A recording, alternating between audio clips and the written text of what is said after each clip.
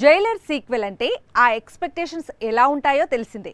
అసలే super star movie, పైగా ఇతర ఇండస్ట్రీస్ నుంచి సూపర్ స్టార్స్ గెస్ట్ అపియరెన్స్. ఒక సినిమాకు ఇంతకంటే ఏం కావాలి అంటున్నారు రజనీకాంత్ ఫ్యాన్స్. అయితే జైలర్ సీక్వెల్లో విలన్ కూడా ఒక స్టార్ హీరోనే అని తెలిసిన తర్వాత ఈ ప్రాజెక్టుపై మరింత క్రేజ్ పెరిగింది. కోలీవుడ్ నుంచి వస్తున్న సీక్వెల్స్ లో జైలర్ కు ఉన్న క్రేజ్ మరో సీక్వెల్ కు లేదంటే అతిశయోక్తి కాదు.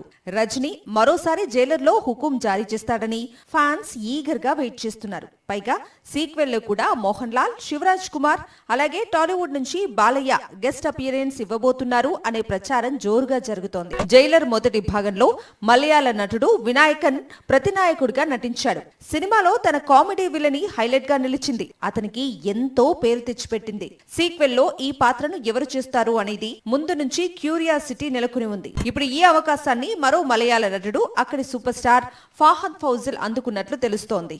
జైలర్ సీక్వెల్ కోసం ఫాహద్ విలన్ గా మారాడట. సూపర్ స్టార్ అంటే ఫాహద్ కు చాలా ఇష్టం. అందుకే ఆల్రెడీ వేటయాన్లో చిన్న పాత్ర చేసేందుకు ముందుకొచ్చాడు. ఇప్పుడు కూడా రజనీకాంత్ కోసమే ప్రతినాయకుడిగా మారబోతున్నాడట.